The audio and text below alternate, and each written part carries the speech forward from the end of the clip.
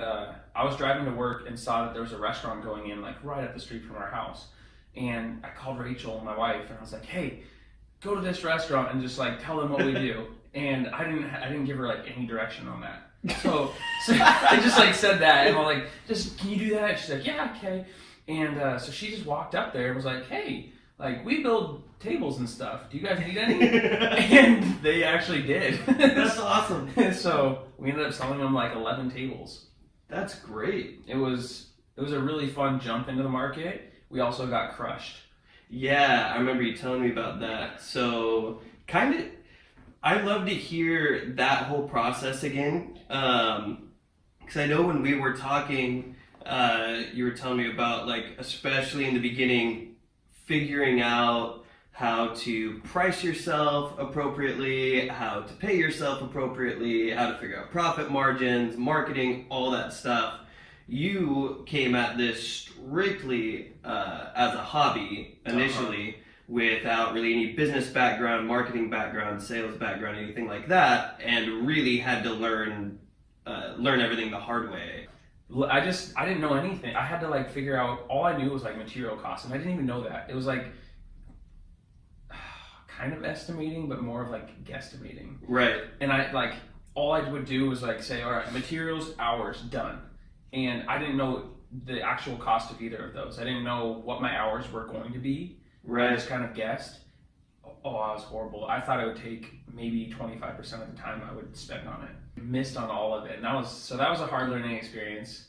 I think it's really fascinating because you basically just took something that you sort of enjoyed doing or that you really enjoyed doing and just sort of made a couple gifts for some people, and then from there it started to grow, and then you actually got, like a legit job in the coolest way. Like your wife just goes down there and it's like, "Hey, we make tables, like if you need some, let us know," and they gave you the opportunity, but it really started as a hobby. And I think there's a lot of people who are, especially in the social media and entrepreneurship culture and everything that we're in, there's a lot of people trying to do what you did, where they do have kind of a hobby and everything, and they're trying to figure out, well, can this replace my income? Can it supplement my income? How do I make money with it?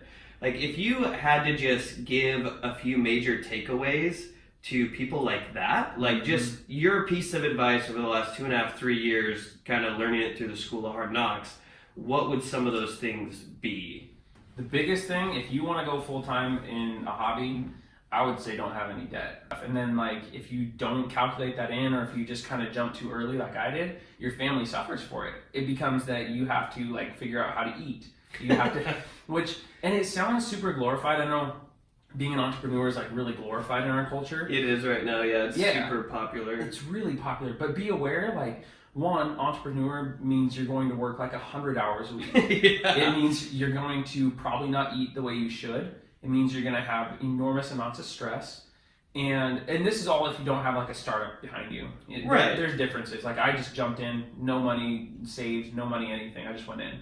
So if people are coming out of the hobby phase and they're kind of like that, then this is what you could experience. And like it's just you have to pay for insurance with that. It's off the charts right now. And so there is governmental help but just be aware you have to pay for that.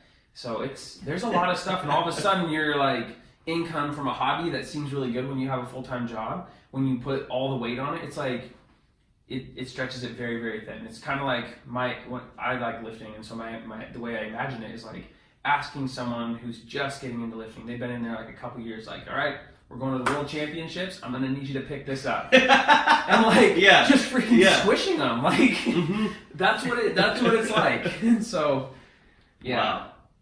Yeah, I mean, I think that it is super glorified in our culture right now, which isn't necessarily a bad thing at all. I think with social media and the internet and everything, it's easier than it's ever been to be able to make some sort of a hobby an actual source of income. I mean, there's people making 6 figures or even 7 figures, I'm sure, playing video games and serving them. Exactly. I mean, pretty much anything at this point you can turn into some sort of a business or a side hustle or something.